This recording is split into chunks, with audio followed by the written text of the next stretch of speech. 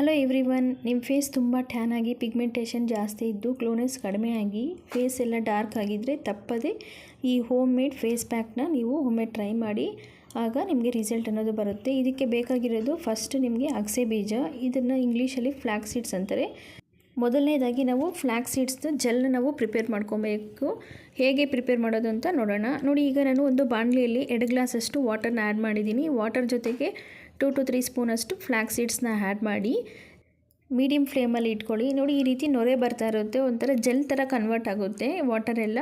ಈ ರೀತಿ ಜೆಲ್ ಥರ ಆದಮೇಲೆ ನೀವು ಇದನ್ನು ಫಿಲ್ಟರ್ ಮಾಡ್ಕೊಳ್ಳಿ. ಅಂಟಾಗಿರುತ್ತೆ ನೋಡಿ ಯಾವ ರೀತಿ ಇದೆ ಅಂತ. ಈ ಜೆಲ್ಲು ಪ್ರಿಪೇರ್ ಮಾಡಿದ ಆದಮೇಲೆ ಸ್ವಲ್ಪ ಕೂಲ್ ಆಗೋದಕ್ಕೆ ಬಿಡಿ. ಚೆನ್ನಾಗಿ ಕೂಲ್ ಆದಮೇಲೆ ನೀವು ಅಪ್ಲೈ ಮಾಡ್ಕೊಬೇಕಾಗುತ್ತೆ. ನೋಡಿ, ಈ ರೀತಿ ಅಂಟಾಗಿ ಅಲೋವೆರಾ ಜೆಲ್ ಥರ ಇರುತ್ತೆ. ಜೆಲ್ನ ಫಿಲ್ಟರ್ ಮಾಡಿದ ಆದಮೇಲೆ ಈ ಫ್ಲ್ಯಾಕ್ಸ್ ಸೀಡ್ಸ್ ಇರುತ್ತಲ್ಲ, ರಿಮೈನಿಂಗ್ ಫ್ಲ್ಯಾಕ್ಸ್ ಸೀಡ್ಸ್ನ ನೀವು ಈ ರೀತಿ ಹ್ಯಾಂಡ್ಸ್ಗೆಲ್ಲ ಮಸಾಜ್ ಮಾಡಿಕೊಂಡ್ರೆ ಟ್ಯಾನ್ ಎಲ್ಲ ಇರೋದಿಲ್ಲ. ತುಂಬ ಟ್ಯಾನ್ ಆಗಿದ್ದರೆ ಈ ರೀತಿ ವೀಕ್ಲಿ ಒನ್ಸ್ ಆದರೂ ಈ ರೀತಿ ಮಸಾಜ್ ಮಾಡ್ಕೊಳ್ಳಿ. ಫ್ಲ್ಯಾಕ್ಸ್ ಸೀಡ್ಸಿಂದ ತುಂಬ ಚೆನ್ನಾಗಿ ಗ್ಲೋ ಅನ್ನೋದು ಬರುತ್ತೆ ಹ್ಯಾಂಡ್ಸ್ಗೆ. ನೋಡಿ, ಈಗ ನಾನು ಫಿಲ್ಟರ್ ಮಾಡಿರೋದನ್ನು ಗ್ಲಾಸ್ ಜಾರ್ಗೆ ಹಾಕ್ಕೊತಾ ಇದ್ದೀನಿ. ನಾನು 2 ಟೈಮ್ಸ್ಗೆ ಆಗೋಷ್ಟು ಜೆಲ್ನ ಪ್ರಿಪೇರ್ ಮಾಡ್ಕೊಂಡಿದ್ದೀನಿ.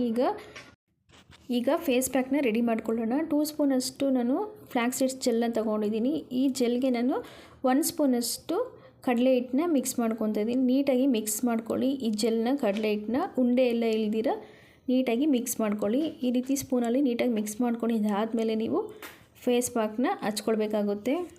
ಈ ಫೇಸ್ ಪ್ಯಾಕ್ ಹಚ್ಚೋದ್ರಿಂದ ನಿಮಗೆ ಸ್ಕಿನ್ನಲ್ಲಿ ಗ್ಲೋ ಅನ್ನೋದು ಬರುತ್ತೆ, ಹಾಗೆ ಪಿಗ್ಮೆಂಟೇಷನ್ ಎಲ್ಲ ಕಡಿಮೆ ಆಗುತ್ತೆ. ಗ್ಲಿಸರಿನ್ ಇರೋದ್ರಿಂದ ಮಾಯ್ಶ್ಚರೈಸಿಂಗ್ ಆಗಿರುತ್ತೆ. ನೀವು ಒಮ್ಮೆ ಟ್ರೈ ಮಾಡಿ. 10 to 15 ಮಿನಿಟ್ಸ್ ಆದಮೇಲೆ ನೀವು ಫೇಸ್ ವಾಶ್ ಮಾಡಿ.